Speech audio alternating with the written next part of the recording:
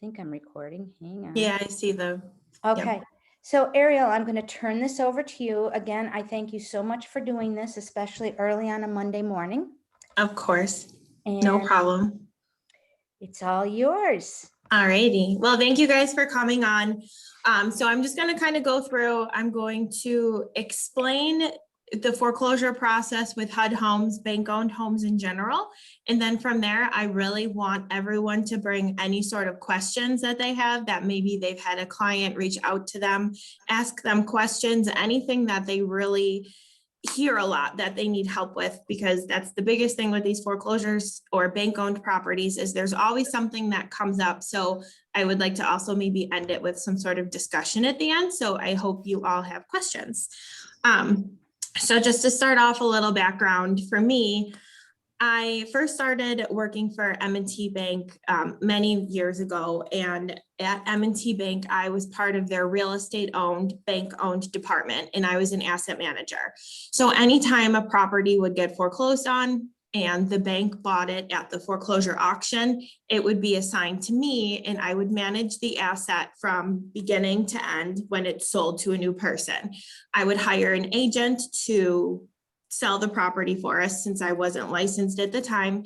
And from there, we would be responsible from everything from if the homeowners were still living there, to evicting them, to cleaning the house out, to determining if you needed to repair the property, to marketing it, determining a market value, and selling it from there. So how I actually got involved with Metro Roberts is I would hire Metro Roberts agents when I had the local properties to sell our foreclosure properties. I was super interested in it all. It was really just fun for me. I got to meet them at the properties. I got to see more of it. And that's actually how I wanted to get into real estate, why I got my license, and why I went straight to Metro Roberts right away. While I was at the bank, also I dabbled in foreclosure bidding. So before the property went to the auction, I got to learn the procedures from start to finish, from foreclosure to closing. So I know back both sides of it. So when I first came over to Metro Roberts as an agent, I strictly only sold foreclosures. So that's all I did. That's all my portfolio was. We were approved agents on behalf of the bank. It's not that you can just call the bank up and say, I want to list your properties for you. There were certain things you had to do. And in the meantime, while I'm at this point, right now it's hard because COVID does not have any foreclosures out there. Everything has put foreclosures on hold, but it is going to pick up. Very, very much, the volume is going to increase greatly in the next couple of years. So if anyone would ever be interested in becoming a foreclosure agent, please always contact me. That's something that Jim and I have been talking about wanting to pick back up again when it does happen. So keep it in mind. Back to the foreclosure auction part of it. So once a property goes to foreclosure auction, so it's throughout the entire foreclosure process. In New York State, it takes a very, very long time, because there's so many things that the homeowners can do to save the property from going to foreclosure. They allow them to go to mediation. They allow them to file bankruptcy several times. And every time this happens, something delays the process and you can't foreclose on the property. So if a property is vacant, if somebody passed away and it's just there, it takes about 1.5 years. But other than that, some people can take up to 10 years to get their house foreclosed on. And that's 10 years of not paying your mortgage every single month. So that leads you to probably the first question you guys get a lot from clients is, hey, this property is vacant. It's been vacant for, 5+ years on the street. How can I get it? You can't get it because it's still owned by that previous owner. They might do their research and see what bank is holding the mortgage, but if it did not go to foreclosure auction yet, you cannot contact the bank to purchase it because they are not the owner. You have to contact the person who is the owner. And unfortunately, they might be deceased. They might be in another state, anything like that. It's very hard. So that's the biggest thing right there is you might get that. I really want to buy the house on my street that's vacant. It's not as easy as it sounds. So once the property gets closer to the foreclosure auction time, the bank does a value. And from there, they go to the courthouse, a representative from the bank goes there and they bid on it. They have a max bid. If anybody outbids them, if another, a buyer, an investor, you as an agent come to that courthouse auction, you can outbid the bank to where it goes back to you then. You at that point are taking the risk though of purchasing any past due taxes, any liens on the property, any water bills, any violations. I had one, for example, in Buffalo, there was a $12,000 water bill that somebody got stuck with because they did not do their due diligence. So you guys as agents, if you have clients who want to go to that foreclosure auction and have their client, if they want to get it, from there, make sure you tell them to do their due diligence. Call Buffalo Water, call Erie County Water, find out if there's that past due balance. Check the tax websites online, find out if there's past due taxes. Liens and violations are a lot harder because you don't really have public rights to find out that information, but make sure you let them know that that is a risk they are taking. And also, if they ask you to help them out, just know if they buy that property at the auction, there is no commission paid on that. So just keep that in mind, just in the event that they ask you to come to the auction with them, you don't get commission. It's nothing like a normal sale that the city or the bank is going to pay you. So from that, after the property goes to foreclosure auction, if nobody buys it and it goes back to the bank, that is where it is now bank owned. The bank hires an agent to represent them. You still might have that prior owner living in the house. I know everyone thinks the banks are the big bad person and they want just to evict people right away. But honestly, there were times where banks asked me to offer people $10,000 to get out of their house within 90 days. After they haven't paid their mortgage for X amount of years, I sat there and offered them 10 grand cash just to leave. So they really do a lot to try to help them to not have to go to that eviction process. The eviction process takes just as long in New York State, unfortunately. And from there, these houses continue to sit. So after it goes to eviction or once the house is vacant, then the bank determines how much the value is and then they list it online. Once it's listed online, that's how the bank wants to purchase, or that's how the bank sells it. You guys cannot sit there and try to call the bank and think that you can buy it off market. They have to follow their compliance, their guidelines. So they need to make it have market value. My biggest recommendation as an agent, look at the private remarks on all bank-owned properties. You aren't seeing them as much right now, unfortunately, because of COVID, but it's bank-owned REO. It's its own type in the MLS. You can search by them. There's usually a ton of them. I mean, at one point when I first started, I had 40 listings at the same time, just because there's so many. It's just right now, unfortunately, there's not with COVID, but it will pop up again. So look at the private remarks, see what their guidelines are. Most likely they need it on the market for 10 days. Submitting offers, it sounds scary because they have their own platforms that they have to go to, but it's really not scary. It's not difficult, it's just different. And from there, you log on to their platform, you upload whatever document they have for you. If they have a special document, look in that attachment in the MLS. And from there, you'll know how to submit the offer. Another thing as an agent, unfortunately, they don't pay very well with the commission. It's not your typical 3%. So don't try to go to the listing agent and say, I want you to, match my commission up to 3%. It's not going to happen. They can't. They are set on a commission that the bank is willing to pay. And also, a lot of these banks are using these platforms to submit properties through. Some of you might have heard them, Pyramid or ResNet or the HUD Homes website. Those cost money. They charge you as the buyer's agent. It's a technology fee. So those are different things to always look at your private remarks to know, just to learn, to see how it goes. And of course, if you guys ever have any, you can call me as it goes along. But just my biggest recommendation, look at those private remarks, look to see what the bank is requiring. The bank gives the agent a little blurb to put in there to give all the directions for everything. So everything really should be there for you. Also, so let's say you have a client who, well, not a client, but let's say somebody had an FHA mortgage with M&T Bank and then they got foreclosed on. The FHA mortgages go to HUD, and then those take even longer because the foreclosure process, the eviction process, and then HUD has to review the foreclosure process to see if it was done correctly.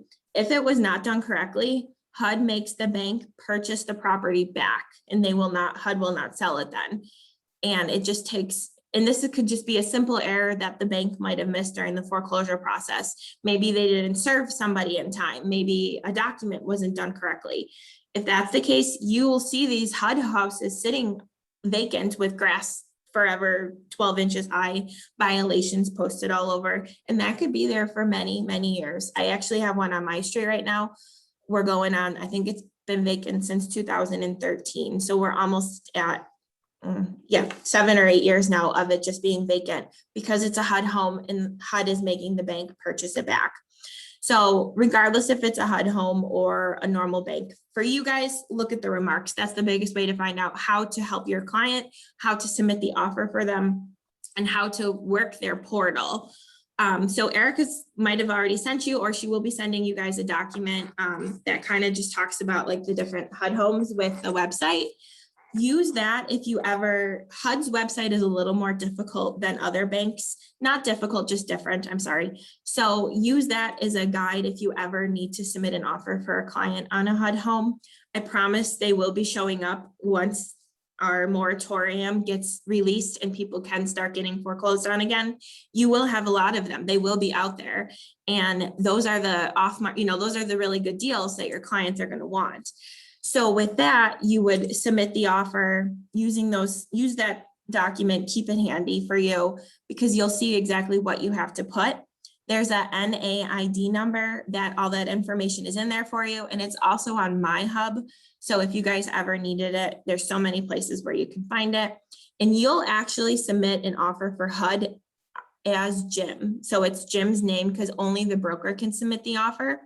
As you continue to submit the offer, you'll put all the information in, you'll put your client's information in, upload all the documents, upload your license. At the end, it'll ask you for your information as the representative on behalf of your broker. That's how it gets put in your name. So I get a lot of calls from people saying, I'm submitting an offer. They think I'm Jim. That's okay. That's what you have to do because that's how HUD accepts it. Submitting an offer. Most of the time foreclosures are just cash. Always take a look to see, in the MLS if it's cash or conventional or FHA, but most of the time it will never be FHA. These people haven't been able to afford their mortgage, so most likely they have not been able to afford any sort of updates to the house. So, plumbing, we know how mortgages work, the appraisal has to come through. So you need a furnace, you need a hot water tank, you need plumbing. And you would think a normal house has that, but I have so many stories for you where the plumbing gets stolen, the hot water tank is stolen, the furnace is stolen, the kitchen sink is stolen. I have no idea, but there's just a lot missing in these houses and the banks don't want to replace them. They want to keep it as is. So most of the time they're cash. So if you guys have a client who's a first-time home buyer who, is sitting there with their conventional mortgage or FHA mortgage, most likely you aren't going to be able to show them a bank-owned property. And also banks don't allow home inspections where you see as is, where is. Don't try to sit there and submit an offer with a 5-day home inspection. You can't. They're not going to allow it. They're going to reject it. I know you're trying to do what's best for your client, but it's best for you to educate them from the beginning, knowing don't sit there and try to ask for all these things because they're not going to accept it. They just won't. You might get those couple of properties, they're diamonds in the rough where they do allow a home inspection or they allow financing, but the MLS will tell you that where it says the types of financing, if it allows it or not. 97.999% of the time you will only have cash though. That's just how it goes, unfortunately. That's just what they allow. There's really nothing else that you guys can do about it or go from there. Another big question you get a lot from your clients, I'm sure, is I was on Zillow and I see this property that's in foreclosure. Can I buy it? And now you're searching on the MLS trying to find it and you can't. Zillow pulls from public record. So the minute somebody goes into foreclosure, it's going to show on Zillow as a foreclosed property. It is not foreclosure. It's still in pre-foreclosure. Zillow, unfortunately, just markets it that way. So if your client is sending you all these properties that they want, that they found on Zillow, it's not available. There's nothing you can do. You can tell them you'll have to wait for the foreclosure auction to occur, but you don't know what date that is. There is a newspaper called the Law Journal that you can purchase, or I think they might even do it online, but it shows you what the auctions that are coming up for your clients if they're interested in it, but make sure you let them know that's where they have the issues with the water bills and the taxes and the liens and everything. So unfortunately, there's so much that people keep thinking is available, but it's just really not. And it's very cut and dry. And it's not that the agent is trying to be mean and not working with you guys. That's just how the bank works. That's just what they do. They don't allow any of that to come in. You know, it's just unfortunately the way they go, and the bank doesn't care. They want to get it sold too. So they're not as good, but they're also not as bad as people think. So rolling to that HUD document that Erica is going to send you guys, please keep that handy. That's really helpful if you have a client who wants to submit a HUD offer. There are step-by-step directions in there, including the NAID number that we have. It's strictly for Metro Roberts. Don't try to create an account. It's already created for you guys. The login information is on my hub for you. And it's also, you know, all the questions and everything that we need are there for you.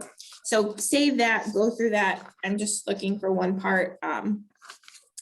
On the document, you'll kind of see on the third or fourth page where you click a property. That's how you find it. You'll have to log in first, and that's where the list of properties that are available come up for you. And that's how you get into their portal to actually submit the offer. So it doesn't look like there's much right now, but I promise within the next, whenever this moratorium ends, it's going to boom. It's going to be crazy. It's just going to be nuts, especially with how high these prices are going and people putting offers on with no money down. It's just going to boom and boom and boom. It's going to just become crazy. So that's kind of pretty much all I really want to explain from this point of it. Everything is different. I want to encourage you, if you ever have somebody who is interested in a bank-owned property, feel free to call me because I can explain it as it goes along. But from there, I just really want to open it up to questions, because I'm sure you all have had clients who have had several questions before. And that's really the best way to learn with the situation, because nothing is black and white. It's all different depending on the situation. So does anyone have any questions? Has anyone's clients ever said to them, you know, can you do this? Can you do that for me? Anybody? Ariel, I have one. Yes. Yes. You talked about some of these platforms like Pyramid and we have to pay. Do agents still have to pay if they don't get the offer? They do not. Good question. So that gets deducted from your commission. So when you guys do your report of sale, it's only going to happen if you get the offer. If your client does not get the offer, it will not get deducted from your credit card or anything along those lines. Most of them, Pyramid and ResNet, don't even take a credit card. So from there, if you guys get the offer, that just gets deducted from your commission. So you would just put it on your report of sale to hand it into your administrative assistant, you know, 2.5%, 3%, most likely it's like $500. And then minus, you know, whatever it is at the bottom is just a referral that comes off to a technology fee, not a referral. I'm sorry. That's what comes off, but you do not have to pay that if you do not get the offer for your client. Thank you. Yes, no problem. Good question. Anyone else have questions? Yeah, I have a question. Yes. A lot of times when people are putting in offers, they say, well, I'm going to do a rehab loan. And what is your experience with trying to do a rehab loan on a HUD, on any type of foreclosure? So honestly, first of all, look in the MLS and see what the types of financing are available for you. If it says cash or rehab, then you do have the option. But with the rehab loan, when I was on the bank side, they asked me to look away and steer away from those type of loans, because obviously cash is key. It closes within 30 I'm at work. days. There's somebody doing. But the rehab loan from there takes so long. So not only does your rehab loan take even longer because the contractors have to get in. What I've experienced mostly though is the scope of work that's actually needed once these contractors get in to see what's needed for this rehab loan is higher than what these buyers were pre-approved for. So they actually get rejected. Try your best not to allow the rehab loan. It's not, try to steer them away from it. It first of all does not give them a very good chance, especially if it's a property with multiple offers. Most likely you're not going to get it, but it's also most likely going to lead them to rejection because of the amount of work that is needed. It's going to make their loan far too high than what they were pre-approved for. Especially with septics too. That's really bad. septic systems, unfortunately, the banks have that little loop to where they don't have to do anything with the septic. They don't have to have it tested. Right in their contract, the county allows them to get away from having to do it. So your buyers get these house and then boom, all of a sudden, you know, your septic needs to be replaced. And that is a huge expense you were not expecting to come out of nowhere. It's going to hurt. So really to try not to do that. Does anyone, bud? Do the foreclosure houses, do they put, I mean, how do you get into them? I mean, back in the day, I remember when I did a couple, you know, there was a key at Hunt, the main office in Hunt. Do they put electronic lock boxes on them? Most of the time, Manuals? personally, they made us do manual lock boxes when I was listing on behalf of the banks, because you also, the banks have representatives that come and take a look to make sure you at least took care of, to make sure you're not letting people in with holes in the floors. So most likely, yes, it is a manual box because they do allow non-agents in there if they work for the bank or they're like a representative from the property preservation department or safeguard along those lines from there. So yes, they're always manual boxes. Unfortunately, with those though, you get people who forget to put the keys back in the box or steal the box or something along those lines, but that's everywhere. So no, that you can't avoid that. It's part of it. It is what Okay. it is. Thank you. Yes, no problem. Just one more question, Ariel. Mhm. Kathy, I think I still have my HUD key from 20 years ago. Oh, good. Oh, really? You do have Yeah. those? I think I still have my HUD key.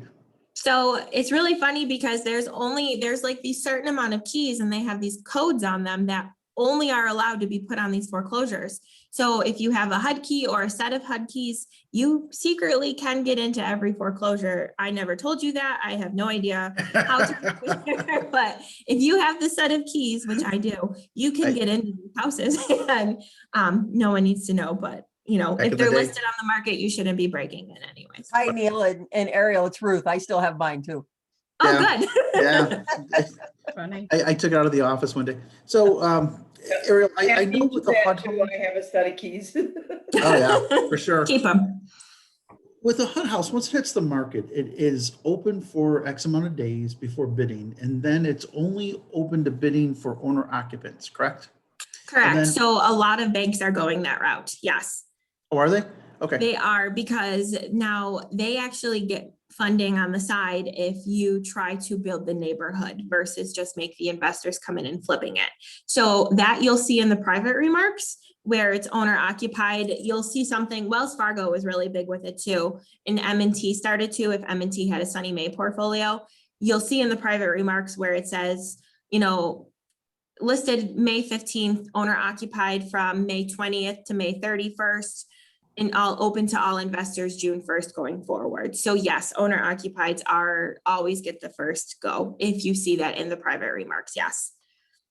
And Do they that's police that? also, I'm sorry. Do they police that as far as, They do. So if you, I have a Good. story. So if you guys, if you sell your house within 3 years of purchasing that house, they will come after you. They will see it. They will tell, they check the records. Don't even try to like say you're buying it, then giving it to, you know, a son or a daughter. If you have a client doing that, if they see that title change within 3 years, you are in big trouble with them and they will go after you. So personally, I had a client who wanted to buy a HUD house on my street and they were owner occupied. They really were owner occupied. They would have been great. Or no, I'm sorry. They were an investor. They were an investor. They would have done great for it. So we entered in after the investor period. It did not sell during the owner occupied period. And from there, during the investor period, we put our offer in. All of a sudden a guy comes in. Our offer, this was back when 90,000 was enough. Our offer was 90,000 and this gentleman came in at $55,000, but he claims he was owner occupied. They gave it to him. They passed up that much of a difference because he claims he was owner occupied. All of a sudden there's a for sale sign up. I can tell he rehabbed it. There's a for sale sign up about 8 months later. And I made sure I notified the bank and his for sale sign went down very fast. Yes, I probably shouldn't have notified the bank, but that was I hate how these people lie. I really do. Yeah. It was just more so Good. And I'm really not someone to get angry, but that one was rough on me for that. But they do police these things, and so that's how I found out about it. If it did transfer title, they actually get notified. They have somebody who strictly watches these houses and checks journals, and they have a program that sees when it transfers title, and if it's within that time frame, they'll come after you. Not to scare you, but good point. Well, Erica, isn't Reed. it- What is the penalty for when they go after them? I mean, That I'm not 100% sure. One contract that I read once, I think it said like $10,000 is what they could come after you for. It might not be a lot in the eyes of an investor, but that is a lot of money. And one time the Wells Fargo contract, if I recall, talked about jail time also. That I don't know. I can't go that far to tell you, but I mean, these are real government programs, especially with HUD. So don't let them think, they're not just trying to scare you. They really could probably do something severe. Well, isn't it Ariel. also fraud? It is fraud, exactly. Yep. Ariel, Yes. hi, this is Ken Young. Hi. I got a question to ask you. I had a client, a friend of mine actually, he purchased a property from an agent. I guess they were representing HUD at Okay. that time. And they told him that if he didn't buy the property from them, he couldn't buy the property because they had information to every property that was coming in. So they knew the numbers. Is that true? Yes, that is true. So as a listing agent, when I listed the properties on behalf of the bank, I was able to see all the offers that came in. On the flip side of that, the bank did not allow me to submit my own offer. If I had an offer that came in on my side from my name, the platform let me, but it affected my future working for this bank, and I didn't want to do that.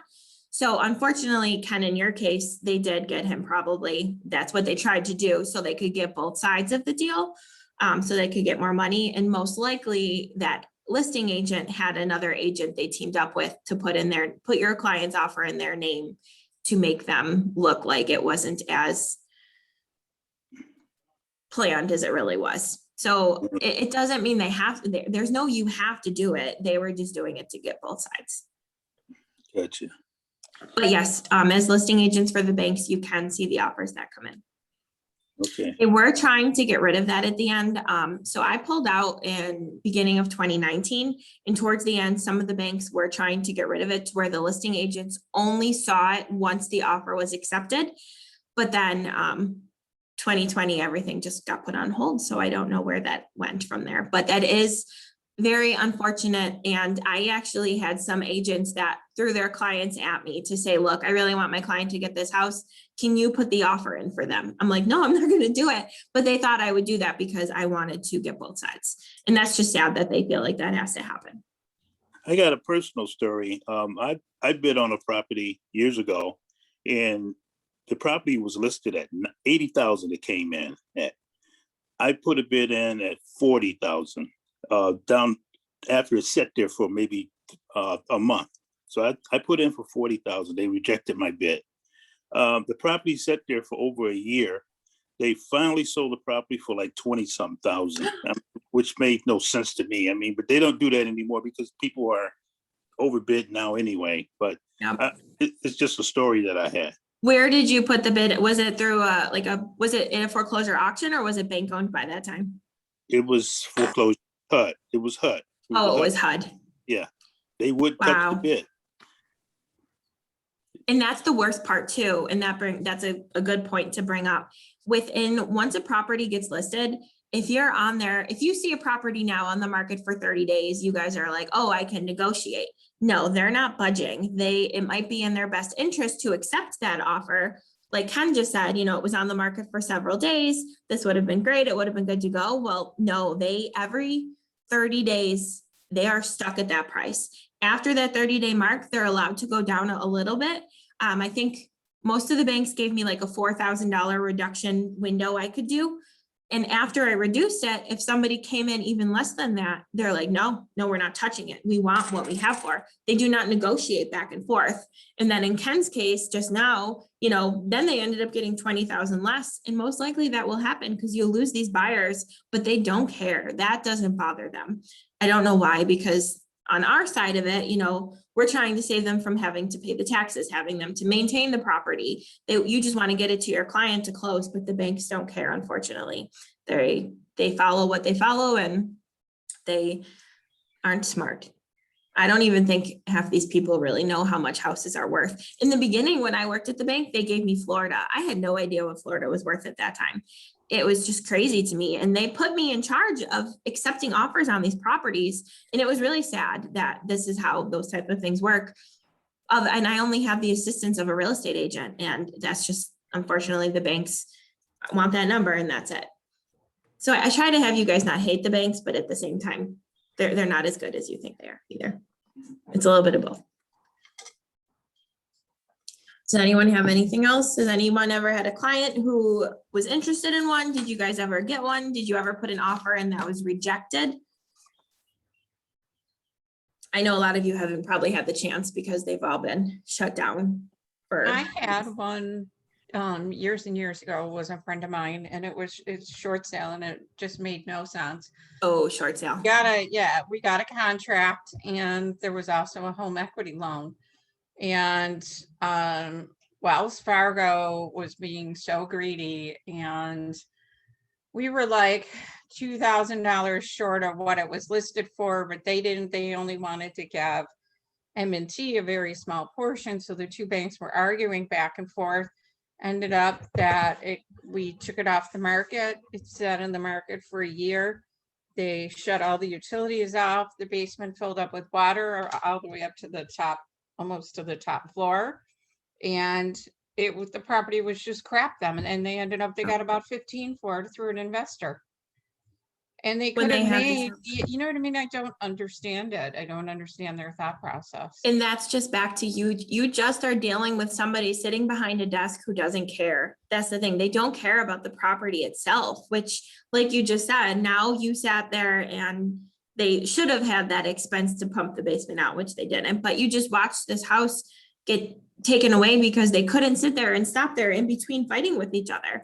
And then with the short sale, something very important to remember, if you have a client who's interested in a short sale, most likely closing delays will happen for something like Kathy just said, because as a short sale, you have this property that's in foreclosure. So the bank, not the bank that your client's using to get their mortgage, the bank who owns the property, who has the current mortgage, has to work out any home equities, has to own out liens, has to play out all these different things, which delays your client's closing. In the meantime, the foreclosure clock is still ticking. So from there, I don't know if any of you have ever had this. I hated to be on this end of it. When I was a foreclosure agent, I got so many properties that got assigned to me because they just got foreclosed on, and it was still active on the MLS by a listing agent. And I'm like, how is this possible? Because they were under contract with the short sale and it didn't close in time, the bank still foreclosed on the property. And these buyers that were under contract lost the money, the time, the house that they were going for, the time for their appraisal, or the money that they got the property appraised, their home inspection, everything. Their contract was void now because the current owner was no longer the owner. Be careful with short sales. It's awful because the time, it's just very scary. You're taking a lot of risk. And I'm not saying they don't all work out, but there is a lot of risk that I can't keep pointing out the word risk to you. Like, don't do it. I think I heard a statistic once, 17% of short sales actually close. I totally believe that. Yes. Yeah. Rest go to foreclosure. One of the banks that I worked for asked me to do a foreclosure for them or do a short sale for them. So I went to the gentleman's house in Niagara Falls. We signed the paperwork. We did everything we had to do.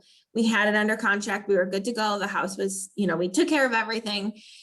It finally closed the day before foreclosure auction. Thank God. It was one of those 17%. But from there, it really wasn't about to, because the buyer, there was just a delay that was going on, and it was just awful. And everything would have been just canceled. You just can't believe it. Think of being 5 days away from your closing and finding out that everything's canceled, everything after your client has done their, they got their homeowner's insurance going. They have the pods already on the way. They got the movers in play. They put their notice in at their apartment. Your client's about to move into this house and everything is just gone. And then, in Kathy's situation, the house just gets damaged after that. That happens a lot. It really does. It's sad. I used to be the queen of short sales. I did them all the time years ago. I've stopped doing them because they are so time consuming. They usually take about a year, I've found, to go through. And the only way they will go through is if your seller is very, very diligent about doing their end. And unfortunately, when people are behind on their mortgage, there isn't always a concern for that. No, we are not organized. I had one woman that did a short sale. She was involved in this for a whole year, all right? Had to renew her mortgage several times. We got to the day she was, the week she was supposed to close, the bank ordered another appraisal of the property. It was the bank that the short sale was through. The bank that was doing this said, oh, well, we see the price has gone up by $2,000. So if you still want this house, it's another $2,000. And the deal went south. And it's sad. They don't care. You're dealing with these people. You have a real life client. You have a buyer client who's a real person. You know how this works. You know what makes sense. You know how to make these things work. And on the other hand, you're dealing with a bank that just doesn't care. They just go with, there's no emotional connection to it. You're just dealing with, they have to follow the rules and the guidelines that they're given. And in that situation, like Erica just said, because it wasn't market value of $2,000, you just lost everything. You lost everything. And it's because they don't care. And I think that's why I couldn't stay at the bank much longer, because I did care. I'm like, this doesn't make sense that you people are doing it this way, but that's how they do it. I had another one that the bank denied the short sale. The house was, I think it was on for 49. We kept reducing it because it would not sell. They owed 25 on it. I got an offer for 20. They would not accept that. The gentleman ended up doing a wraparound mortgage. So he's in this property, he's doing all this work. And what happened is he didn't get a permit. So he's doing work without permit. Oh. The town closed the property down. They then deemed that this property was not habitable and they tore it down. And like you said, they don't care. They have a job to do. They have to follow guidelines, and that's it. I tell people, if you're doing a short sale nowadays, good luck, because it's really a very, very difficult transaction to do. I always advise people to stay away. And that's the thing, exactly. You just have to, I would love to tell everyone to stay, especially short sales. Yes, tell them to stay away. It's if their heart is set on that property, you just need to educate them and remind them every single risk that is there for. And our job is to try to help them not make this such a stressful transaction, but you need to tell them, because if they come out of nowhere all of a sudden and it falls through because the property's foreclosed on in the middle of their contract, that falls back on you, and you could have told them that. So these are the things that the biggest thing with this is just to educate your clients of everything that can possibly go wrong during these times. And unfortunately, there's a lot of it, but it is what it is. Another thing that can go wrong is if you are under contract with a property, whether it's a short sale or a bank-owned property or a HUD house, then from there, one other thing, let me back up a little. Please make sure if your clients go under contract, you have an attorney who's dealt with foreclosures before. You need to give them a great attorney. Do not just let it be a divorce attorney who kind of knows how to do real estate, or the gentleman who doesn't even own a printer. Please make sure it's an attorney who knows what they're doing. They have to run a title search. Your buyers are responsible to get that title going, which usually it's a seller cost, but the banks put it on your buyers. So that attorney needs to run the title. if something comes up on the title where maybe they didn't fully foreclose properly, I had many situations where they never served a family member during the foreclosure process like they were supposed to. And that family member came out of nowhere and said they wanted that house all of a sudden while we were under contract with this buyer. If it would have closed, if this attorney didn't catch it, that buyer would have been stuck with this woman who could come back to them and get the house back because they didn't serve her properly. You need these attorneys who know what they're looking for, who know how to run the title search, and who know how to read different things that could cloud the title or make it, have something wrong. There's just so much that could go wrong. So make sure you guys you need to have the wheel when it comes to giving your clients an attorney on these situations. It is so important, especially because also running title with attorneys who know how to run foreclosures, they run it very quickly because banks are very strict with their closing date. They want a 30-day closing because they know it can be done. So if you sit there and have this attorney that doesn't order the title search for 2 weeks, they're putting the client in jeopardy to losing the house because properties will not close on time. And the banks charge per diem. They don't have a heart like we've been saying. So if your closing date is May 20th and title is not meant to be in until May 25th, that's $150 for 5 days. They will charge your client on top of it. They're not very easygoing. So attorneys are very, very, very important to make sure they know what they're doing in these situations. Ariel, I have a couple of questions for you. Yes. So one, what is the rule regarding family purchasing homes that have been foreclosed? So example, the mother's home goes into foreclosure, but the son wants to buy it back. What is the rule for that?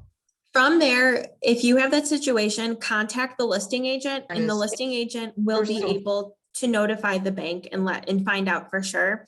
Personally, it depended on the bank for me. So Wells Fargo was one that I had to put in there. They will not allow any family members purchase it back. It was something that in the end, if the bank was found purchasing it back to a family member, then they wouldn't receive the financial assistance back that they would have had because right there, they gave it back to a family who just let this house go into foreclosure. So there are banks that say no, they don't care about it. So your biggest way to find out the best would be go to that listing agent first and find out the bank's requirements on it. There are some banks that don't care, but it's just best to find out from the beginning before you even search it. So does it matter what kind of family? So does it have to be immediate, like immediate family was the one they really did not like. If you have a distant cousin who has a completely different last name, then don't even bother bringing it up. Okay. And the second question was, do you have any recommendations regarding attorneys to use? Oh, yes, of course I do. Please, definitely reach out to me. I can give you a list. Sam Paleo was a very good one. And I'm sure some of you have heard these names. Jeff McGavern was good. Nancy Saya, Cheryl Stein. I'll give you all the names for them, but the big names are the ones that are wonderful, especially Sam Paleo, because he has an in-house title company and his titles come back like that.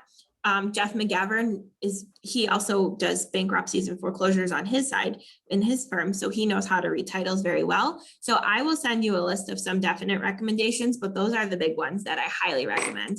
I'm sure there are a couple that I'm missing, but those guys were wonderful to work with. You knew a deal would close if you saw those names, but I'll send you an email with their names. Perfect. Thank you. Yes, no problem.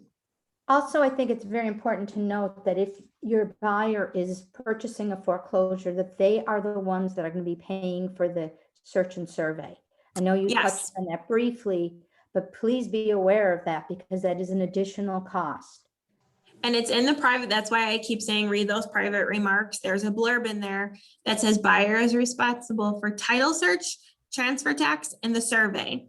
So those are all seller costs usually, but this is something your buyer will be responsible for in addition to their attorney fee. So you don't technically need a survey to close, but if your client wants to purchase a foreclosure that's, out with a lot of land, I would definitely recommend getting that survey going because if something comes back, for example, I had one where I was the listing agent and the buying agent brought in a buyer. They did the survey and we found out that the driveway was not where it was. That was the neighbor's driveway. So the property ended up being landlocked. And the neighbor whose driveway you had to pass over to get to our property was a family member of the owner who was foreclosed on. And he was very, very not friendly whatsoever, if you could imagine. There was a lot of threats going on. He talked about if anyone drove over his driveway, entered on his property, he would get weapons involved. It was very bad. So that's something that you need, try your best in that survey. It's very important to get all of this done before the property closes, because from there you can go back to the bank and catch it before you bought a property that is landlocked or something along those lines too. But yes, those are definitely extra expenses that your client will be responsible for. Does anyone have anything else? So just to summarize, in the meantime, if a client sends you properties on Zillow that say foreclosure and you go on the MLS and you don't see it listed in the MLS, it is not available. It is just a property that is in the foreclosure, or that is in the process of being foreclosed on. That can take years. It can really, really take years. A really good way to divert them away from that is recommending them to go get the law journal. That tells them what properties are coming to foreclosure auction before they become bank owned, and that can get their mind rolling off of that one property they keep asking you about that you can't do anything about. If they go to auction, make sure you let them know they're responsible for any past due taxes, water bills, or liens. Once it goes to foreclosure auction and it becomes bank owned, eventually the bank will put it on the MLS, and that's where you need to read private remarks, be in contact with the listing agent. Call me for any questions. I really like to explain. I have so many stories for different things, which kind of helps you with different scenarios that come up. And then from there, it's just best we have to educate them with everything you possibly can know. And that's the way this will really work out from there. Any other questions? Well, I want to thank you, Ariel, for your time. That was very, very informative. And for any of you that are asking, I am recording this and it will be put up on the hub. And I just want to thank you for taking the time out of your busy schedule to do this. And Of course, no problem. Thanks for asking me. I'm sorry if it sounds like it's just so much, but there is so much, guys. I can't explain it enough. I can't push it enough that you just need to educate your client. It's not scary. Like the title says, it's not difficult. It's just different, but it's just different by knowing the different situations. And it's kind of fun though, honestly. And then I know I've touched this in the beginning, but if you were